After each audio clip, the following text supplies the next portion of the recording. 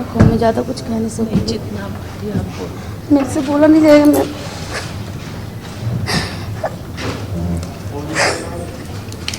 थोड़ा सा पानी पी लें, दो बातें हैं। मैं क्या बोलूँ, मेरे को समझ में नहीं आ रहा। कैसे कहूँ, क्या कहूँ। मेरे साथ ऐसा हादसा हो गया, मेरे बच्चों को सर पकड़ के लेके गए, शांतिपूर्वक जा रहे थे, उन्हीं लोग ने सारा कुछ किया और उन्हीं लोग ने सारा केस बना के उनको बच्चों को उठवा दिया।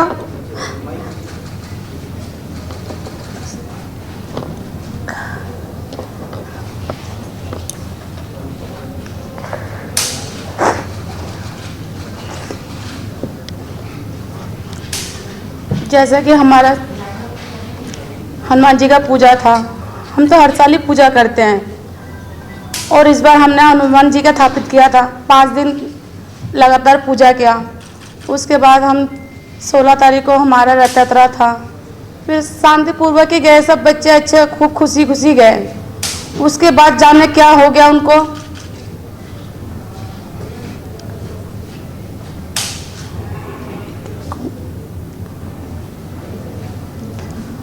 पूरे जगह से घूमे, जैसे हमारा G block, C block, D block से रथ यात्रा आ रहे थे और जैसे उनके मस्जिद के सामने से आए तो हम तो पता नहीं है, हम तो घर पे ही थे। बाकी बच्चों ने जैसा बताया कि हम आ रहे थे, इतने में उन्होंने रोका कि यहाँ से मत ले जाओ, यहाँ से मत ले जाओ, कुछ हो जाएगा। थोड़ा बहुत आनापानी हो गया और वैसे ही पत्थर शुरू हो गया उन लोगों का। पत्थर, तलवार, डंडे सारा कुछ लेके बार करना शुरू कर दिया बच्चों पर। बच्चे तो जैसे तैसे जान निकल के भागे। अब बच्चे क्या कर सकते, छोटे छोटे बच्चे गए, हम क्या लड़ने गए थे, सो बच्चे छोटे छोटे बच्चे गए थे, वो जैसे तैसे भागे और जो 4 बच्चे थे वो रथ को लेके आए और हमारे बच्चे ने पत्थर खाए। हमारे पूजा था और हम ही को उठा के बंद कर दिया। पुलिस वाले आए, ऐसे आए, पता भी नहीं लगा कैसे लेके आए। आके पूछा कि हमसे जब पूछताछ के लिए लेके जा रहे हैं, उसके बाद ऐसे बंद कर दिया, हमें पता ही नहीं लगा। अभी तक पता भी नहीं है जो कहाँ पर है। अभी तक इतने दिन हो गया, 10 दिन हो गए, शायद 10-9 दिन हो गया, कुछ पता नहीं लगा जो कहाँ पर है क्या नहीं है, कुछ भी नहीं पता।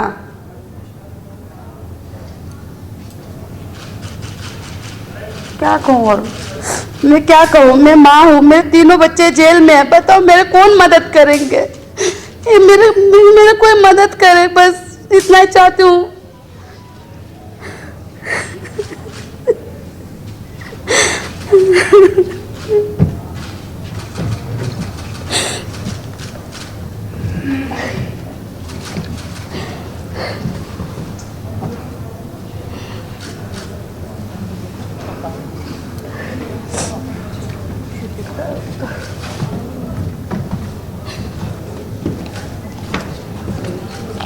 तो मेरे बच्चों को सारे को पकड़ के लेके गए, मेरे हस्बैंड को भी लेके गए, अभी तो कुछ पता ही नहीं है। जैसा कि आप सभी जानते हैं कि हनुमान जन्मोत्सव की यात्रा प्रत्येक वर्ष और प्रत्येक जगह पूरे देश में बड़ी धूमधाम से मनाई जाती है। राष्ट्रीय स्वयंसेवक संघ का स्वयंसेवक होने के नाते और विश्व हिंदू परिषद का कार्यकर्ता होने के नाते शुरू से हमें बताया जाता है कि अनुशासन हमारा जीवन ध्येय होना चाहिए और उसी अनुशासन में उस दिन उस यात्रा का प्रारंभ किया गया था। यात्रा बड़े सुचारू रूप से अपने स्थान से चली थी और बड़े तरीके से सभी कार्यकर्ताओं को पहले से दिशा निर्देश था कि हमें सभी को कोई भी अभद्र नारेबाजी नहीं करनी, किसी प्रकार की कोई वायलेंस नहीं करनी, प्रशासन से पूर्णतः सहयोग बना के रखना है। यदि कहीं यात्रा में, कहीं यातायात में कोई दिक्कत आ रही है तो कार्यकर्ता प्रशासन के सहयोग से उस यातायात को बाधित ना होने दें। ये सारी चीज़ें कार्यकर्ताओं को पहले से दिशा निर्देश दी गई थी। परंतु उस समय जो स्थिति वहाँ पे पैदा हुई, जैसे ही यात्रा सी ब्लॉक मस्जिद से टर्न हुई, यात्रा काफ़ी लंबी थी, तो आगे झांकी थी, पीछे कुछ पैदल कार्यकर्ता थे, अंत में बाइकें थी। जैसे ही यात्रा मस्जिद से आगे को निकली उन्हीं कॉर्नर पे 60 से 70 लोगों का एक गुट वहाँ पे खड़ा था, जिन्होंने हाथ बांधे हुए थे। हाथ बांध के यात्रा को आगे निकलने का शायद इंतजार कर रहे थे। तो जब यात्रा जैसे ही थोड़ी आगे निकली, उन्होंने अचानक पीछे के जो कार्यकर्ता अपने थे उन पर हमला शुरू कर दिया।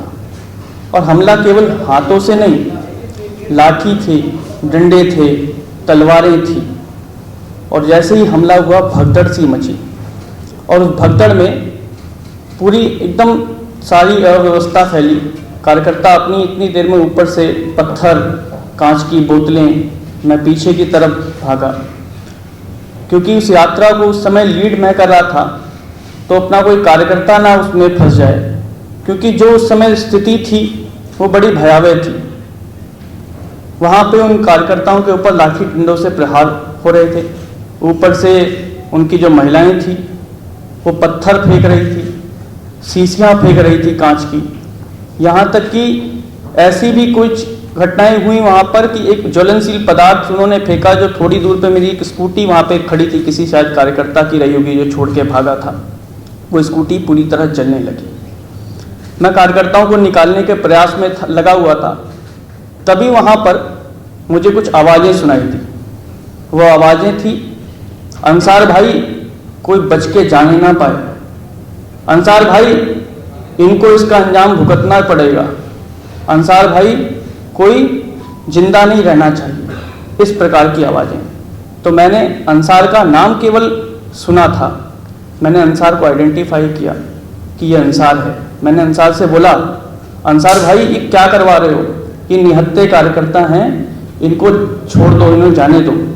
तो अंसार का जवाब था कि इस क्षेत्र से, हमारे इलाके से शोभा यात्रा निकाली है तो इसका अंजाम तो भुगतना पड़ेगा। और उसी बीच मैं कार्यकर्ताओं को निकालने में लगा था, तभी मेरे ऊपर लाठी से, डंडों से हमले हुए। जब पीछे मैं पलट के देखा तो अंसार के हाथ में तलवार थी, जिस तलवार से उसने मेरी गर्दन पर वार किया।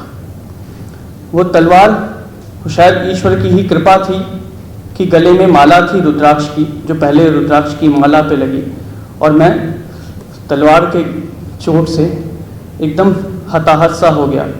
पास में एक पुलिसकर्मी थे, उन्होंने मुझे वहाँ से निकाल के गाड़ी में, एक अनजान कोई गाड़ी थी उसमें बैठा के मुझे हॉस्पिटल भेजा।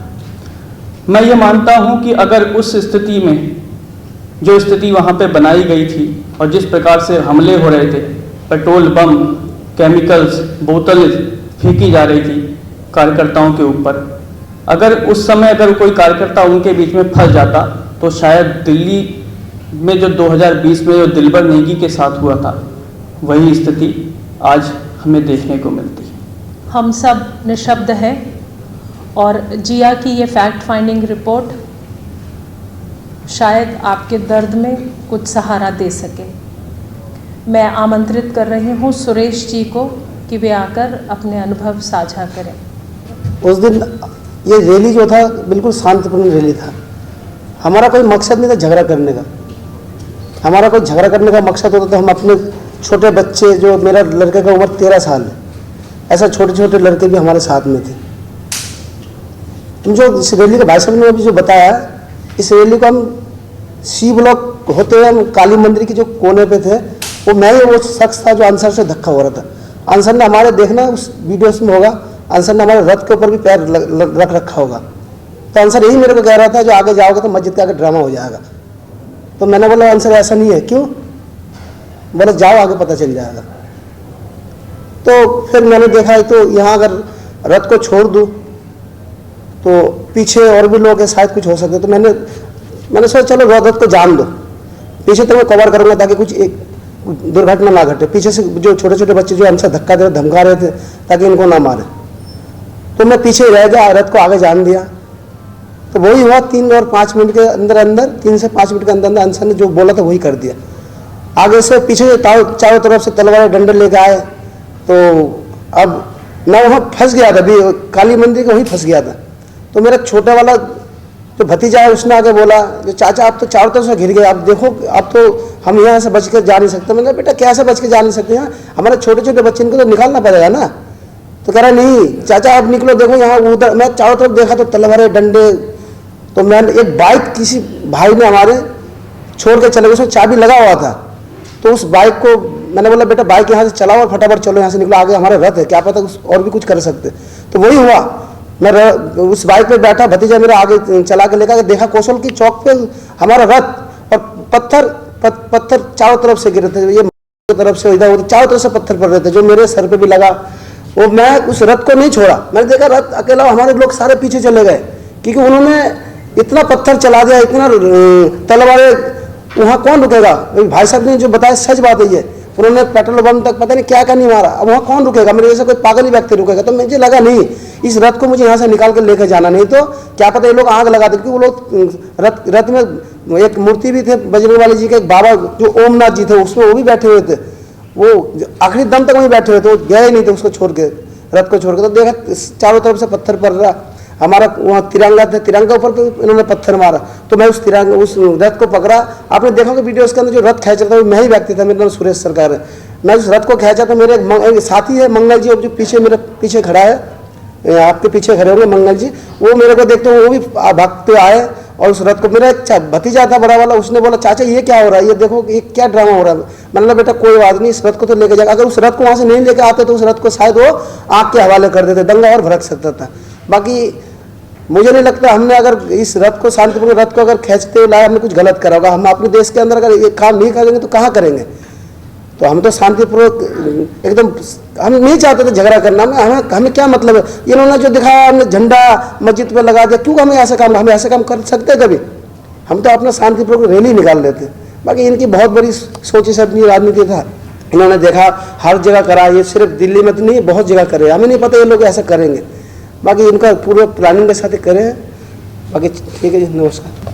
हमारा देश, हमारे देश की राजधानी और उसमें इलाकों का विभाजन, मैं आमंत्रित कर रही हूँ प्रेम जी को कि वे आएँ और अपने अनुभव साझा करें। प्रेम जी। सभी को नमस्कार। अभी सभी को सुनने में जिस प्रकार से आया होगा कि परमिशन हम लोगों ने ली हुई थी, और दो थानों से परमिशन हमने ली थी, महेंद्रा पार्क थाने से और जहांगीरपुरी थाने से। हर साल की तरह हम लोग यात्रा जिस प्रकार से हम लोग निकालते हैं, और उसमें इसी प्रकार से हर साल यात्रा की परमिशन ली जाती है। और भारत में हम लोग जिस तरीके से रह रहे हैं, हर साल यात्रा हम लोग निकालते हैं, और भी धर्मों के लोग इसी तरीके से शांतिपूर्ण तरीके से यात्रा निकालते हैं, जिसमें कि ताजिया निकलता है। सभी को ज्ञात होगा कि किस तरीके से उसका वातावरण रहता है, और उसकी परमिशन भी इसी तरीके से ली जाती है। हमने इस बार जो 16 तारीख को यात्रा निकली हमारी बजरंगबली की, उसमें भी परमिशन हमने ली हुई थी, और जो भी थाने उसके बीच में हमारे आए थे उसको सभी थानों में हमने परमिशन अपनी दी थी। उसके बाद में उनका ये कहना है कि हमने कोई भी परमिशन नहीं ली, तो ये सरासर गलत है, और उसमें किसका दबाव से किस तरीके से ली जा रही है, ये बातें करी जा रही हैं। और उसमें मुझे गिरफ्तार किया और मेरे पर केस भी किया हुआ है। बाकी वो सब जांच का विषय है, किसके दबाव में किया, किस तरीके से किया, और वो अब आगे हम लोगों ने जिस तरीके से शांतिपूर्वक तरीके से यात्रा निकाली थी, सभी यात्रा शांति से निकली। पुलिस के जो भी अधिकारी हमारे साथ में चल रहे थे, और हम जिस प्रकार से मस्जिद के सामने से निकले, और सभी कार्यकर्ता वहाँ पर ऊपर से इन्होंने जो विधर्मियों ने हमला किया, पत्थरबाजी करी, बोतलें फेंकी, तलवारों से एकदम हमला किया, वो एकदम झटके से हुआ, जो किसी को भी उसके ऊपर हमें पता नहीं था। हम लोग अपने कार्यकर्ताओं को निकालते हुए वहाँ से लेके गए, और उन्होंने हमारा पीछा भी किया, जी ब्लॉक तक वो हमारे पीछे भागते हुए आए, जिसका वीडियो में सभी के पास में रिकॉर्ड है। और हम लोगों को अभी भी फ़ोन पे धमकी आ रही हैं, और जिस तरीके से कई सारे फ़ोन आए हैं उसकी जानकारी मैंने आगे दे दी है। बाकी इतना ही मैं कहना चाहता हूँ। धन्यवाद।